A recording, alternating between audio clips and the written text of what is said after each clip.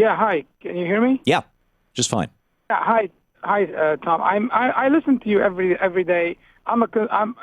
Politically, I could say I'm a conservative, a little bit on the center, not too far right.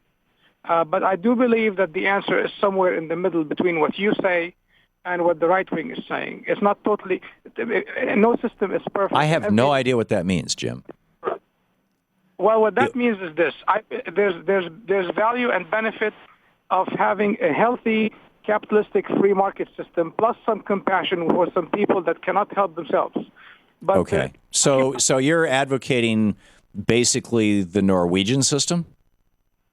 I don't know what the Norwegian or the Swedish system. Well, in those countries, you've got capitalism, and it works very well. You've got, the state doesn't own any industries or any major industries, but they also, have a tax rate that's high enough that CEOs literally don't make more than 30 times what the lowest paid employee makes. They keep their money in the companies, they grow the companies, and people are paid good wages. They've got solid middle classes. Well, that's the problem of what you're preaching, Tom. I really respect you. You're a very knowledgeable guy, and I know you're sincere about your beliefs. But the system that you're preaching is preaching the wrong values, in my opinion.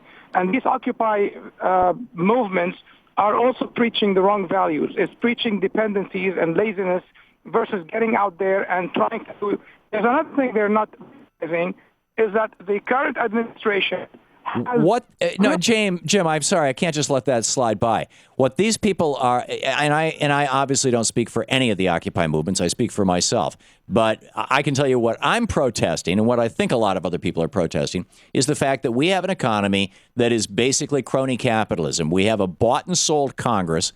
We have a system where money rules. We have a Supreme Court that is totally corrupted and has made a whole set of rules that say corporations are people and money is speech. And the result of that is that since Ronald Reagan came into office, the top 1% of wage earners in the United States, the top 1%, has seen a 257% increase in their income, whereas the bottom 80% has seen bupkis, nothing, basically nothing. And I mean, and that's wrong. And that's a function of tax policy. And that has nothing to do with my saying, hey, I want welfare or anything. This has got nothing to do with welfare. People are not asking for welfare. They're asking for a damn job. Yeah, Tom, if businesses are working these days, and there's a lot of capital in the country that's afraid of risking and going into business because of today's policies, half of these people because of 30 years of Reaganomics. No, not name for me, Jim, please, one business that is not that has demand for their products and is not hiring people to fill that demand because they're afraid of uncertainty. If you can name one product or one company, there's a lot of businesses that are not name one. Because of name one. What's that? Name one. There are none. I defy you to name one. You will hear this talking point over and over and over again on right-wing talk radio and on Fox News. And if there was even one company in the United States whose CEO said, there are people out there who want to buy more of our computers. There are people out there who want to buy more of our burgers. There are people out there who want to buy more of our shirts or jeans. But I'm uncertain about things, and so I'm not going to hire anybody to make them. I'm not going to increase my corporate profits. I'm not going to make more money for my organization because I'm afraid of uncertainty. It is a total BS line. It is a lie from the right.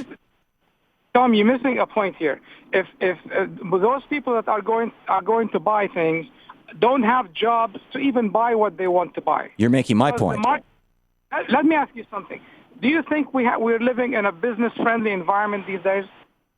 I think that it's more business-friendly than it's ever been. Business profits in the last 5 years have been higher than they have ever been in the history of this country, Jim.